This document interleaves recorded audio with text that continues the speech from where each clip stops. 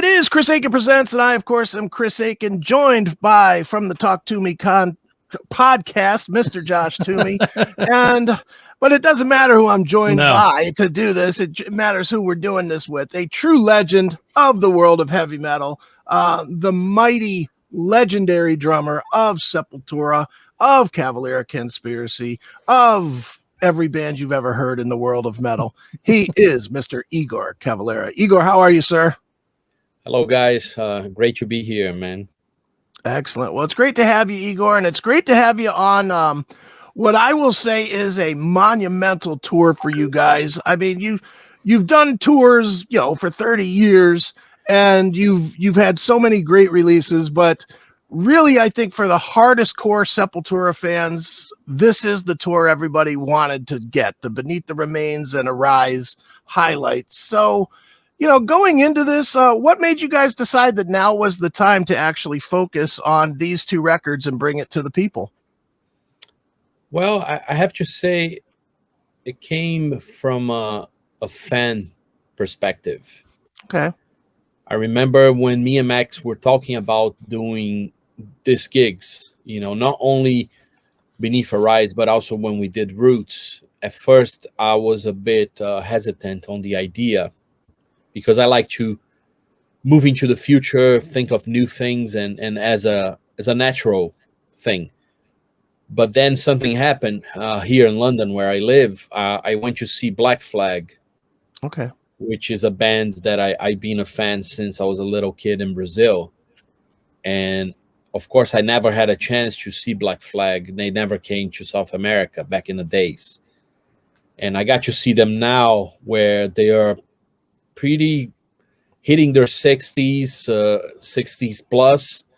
Sure. And it was amazing. I came out of that show really satisfied, and that gave me a lot of inspiration to do these gigs, because not only there were some people that were not there when we toured those two records, but also there's people that were not even born when those records were made, or even on the road. So if I can get the same satisfaction that I got when I saw Black Flag, I never had a chance. And that's when I hit Max, and I was like, look, man, this is cool, because at the end of the day, no matter what's going on, we still have the energy, we still have the passion to play these records, to play the songs that we wrote together, and enjoy each other's presence on stage still.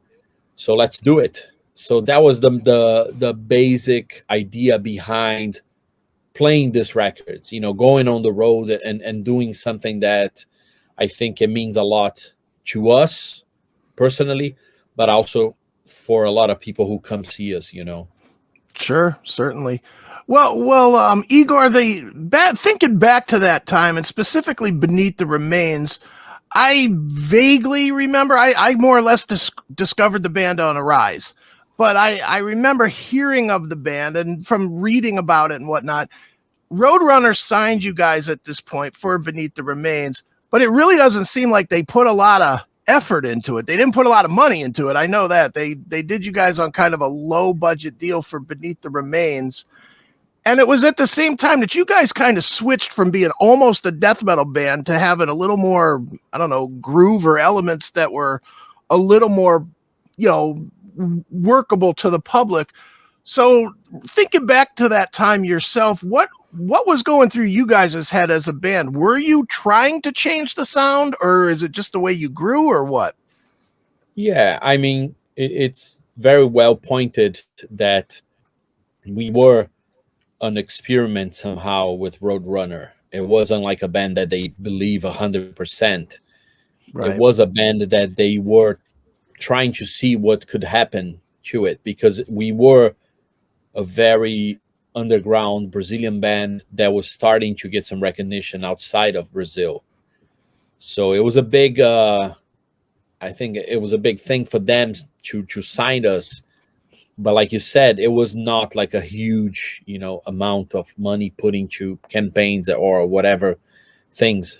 But at the same time, for us, it was amazing, because we had a chance to do things differently than just focusing on the South American market and South American fans. We could do something that it was distributed a lot more all over the world. And with Roadrunner at the time, of course, they were on the top of their game doing those kind of things. And musically, I think it was a combination. Of course, like if we talk about Morbid Visions or Schizophrenia, they still have more of a death metal approach to it. But I think Beneath the Remains, it's a mix of still the death metal sounds. There's a lot of that stuff in there, especially also because we recorded with Scott Burns, which we were huge fans of stuff that he did with a lot of American death metal bands. Sure.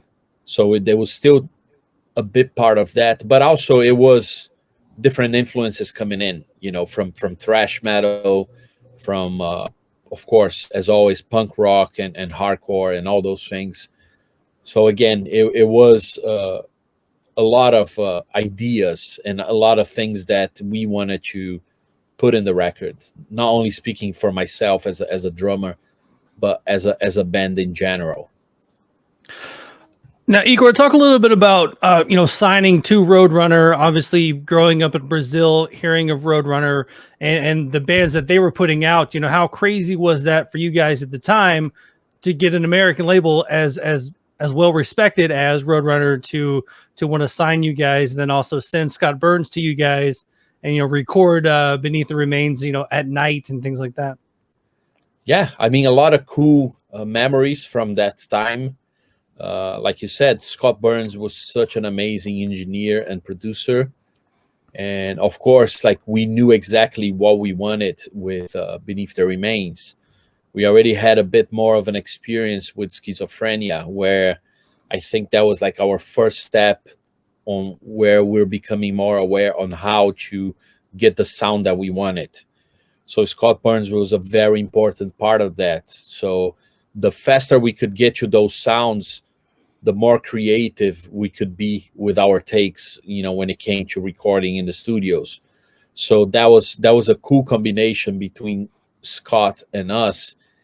And of course, like it was a crazy album because of the budget. Again, we had to record during the night hours at the studio. During the day, they had a different band doing the stuff there.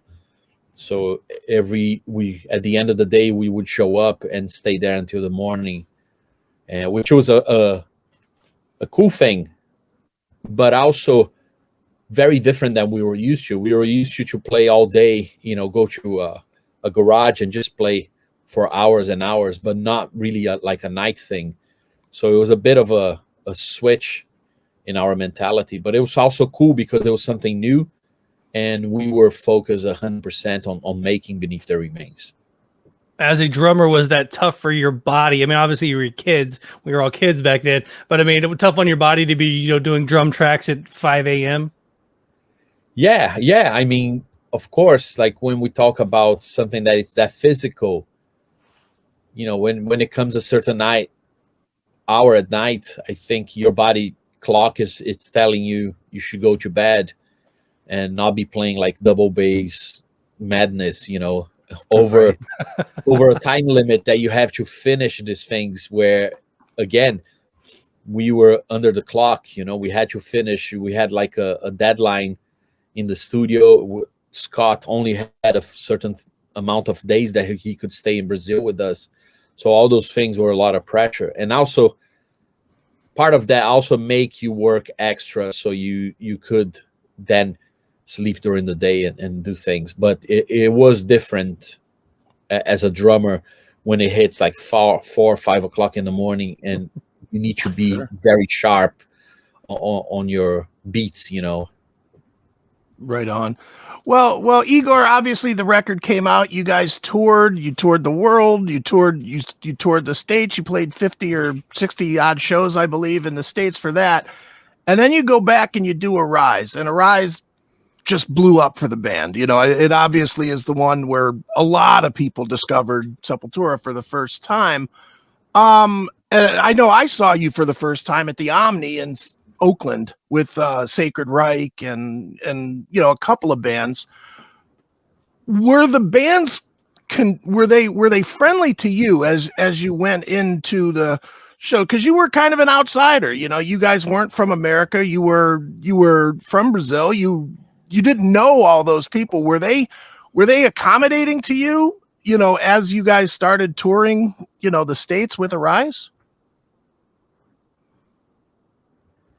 Yeah, I mean, when we tour with Beneath the Remains, we did a lot of like really cool connections. And then of course when it came Arise is when we really hit the road for real. That's I think probably the album that we toured the most, that we did most shows out of our whole history. So Sure. so that was something that it was tough, but at the same time it was amazing to be out and to do. And every time we finished a tour, of course, more and more invitations came to play festivals, to play things, and we couldn't say no to that. So that was something that kept us rolling from one tour to another, all the way to the point that we are kind of like getting worried of how we're going to start writing the next record, because it was just like, oh shit, we want to do this tour that's coming up.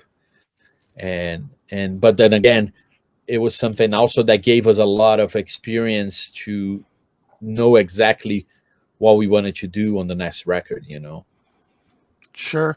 Were you surprised by the success of Arise? Because it was so much heavier. I mean, I if I remember right, which I'm pretty sure I do, that at that time there was heavy music was still pretty underground, and it wasn't until Metallica kind of brought it down a little bit with the Black Album right around the same time that the real heavy music exploded, like Sepultura, like Cannibal Corpse, etc. That's when that really took off. So for you guys, were you surprised at how well Arise was received? Yeah, I don't know if surprised is the right word. I mean, of course, like we were aware of how that album set with the other stuff that was coming out at that time. But then again, that doesn't really mean a lot. I have some of my favorite records. There were records that were not as successful as I think they should have been. Sure. So it is of a tough situation where, of course, you expect to do as good as you can, but also there is a lot of things that need to be aligned, like certain ideas, people thinking on the same direction.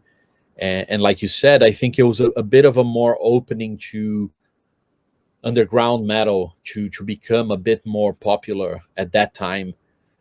So it was a combination of those things that make us believe that Arise could be a very successful album, as it was. All those things were kind of like dictating where our ideas were going with it. Now, going back to the recording of Arise, you guys go to the States this time to Morris Sound, proper, and record with Scott Burns there. And you have a little bit more of a budget, and, where you can take a little bit more time with the drum sounds and getting in there and getting everything right. I mean, kind of talk a little bit about that side of it, getting in there and actually being able to really focus on your drums for Arise. That was amazing, man. Of course, going to a studio at that time, which was Morris Sound, it was like the mecca for death metal, for aggressive music, and of course, being there. And I remember like rehearsing for a few days on the same kind of like spot where a lot of other death metal bands rehearse, like Morbid Angel and other bands. So that was super cool. And then having the equipment that we had a chance, to work with, which is like amazing drums, amazing drum heads that were not beat up from other bands playing on it, Right. things that somehow they do make a difference when you do an album. So all those things for me were like a new thing that I was starting to get used to it, where it was very different than in Brazil, when we had to kind of like improvise a lot to get things done. So that was a super cool experience for me, and also learn a lot from how Scott Burns was taking his time to get the best drum sounds of it, like how he was miking the stuff and putting certain tricks to it. All that, for me, it was very special. It was a very special time. And as Chris alluded to a second ago, I mean, Arise, you start doing tours, you start doing bigger tours, and one massive show you guys did that time was the Rock in Rio. Being a little band from Brazil, and then getting to play Rock in Rio with like Guns N' Roses and Megadeth and Judas Priest and all those bands. I mean, talk a little bit about getting to that stature at that point. I mean, for us, it was like a dream come true, because the first Rock in Rio, I remember, had all these really crazy bands, like Ozzy and Iron Maiden coming like in the 80s. So for us to get invited to play, even though like we were probably one of the first Brazilian metal bands to ever do that stuff, it was crazy. We played during the day. I remember like being so excited to be at the festival, and also playing, of course, side by side with all those big names. That was great, but also a huge feeling of playing at our home. That was also very special, because we, of course, like we played during Arise, with really cool festivals like Dynamo in Holland and others like that. But Rock in Rio, of course, it's like a massive festival compared to anything we had done in the past. Sure. Well, Igor, talking about the live show with you guys, and like I said, I saw it for the first time in '91. And what I remember most about that, and even going forward, was you guys were just fucking menacing live. I mean, you guys were so vicious live. Did you find that other bands wanted to play with you guys, or almost didn't want to play with you guys because they really had to elevate their game to play with you? I think you're right. There were bands that would be super excited to have to step up their game, and there were bands who were scared and wouldn't take us on tour at that time. We had a lot of cool ideas of touring with certain bands, and we kept getting a no for an answer, and then of course we had other bands that we did tours, and they were more than happy to have like a strong Brazilian hungry band coming on stage and really putting 100% into it, and that would somehow motivate them even more to kick ass. And that's how I look at it. I think it's important to think about as a whole show, a whole package. You want to have bands that kick ass. You can't be relying on a band that it's not as powerful as you to make you look powerful. I think that's very weak. But it was Sure. the case at times where we knew that certain bands were not really up to the task. Sure. And one last question about Arise. I've always meant to ask you or Max this cover. I don't know what the hell this is, but I certainly know at that time it had to be unbelievably difficult to get this through, because that was right at the height of when they were trying to censor everything and mark everything. What is this, and how did you get it through, and was there blowback on this cover?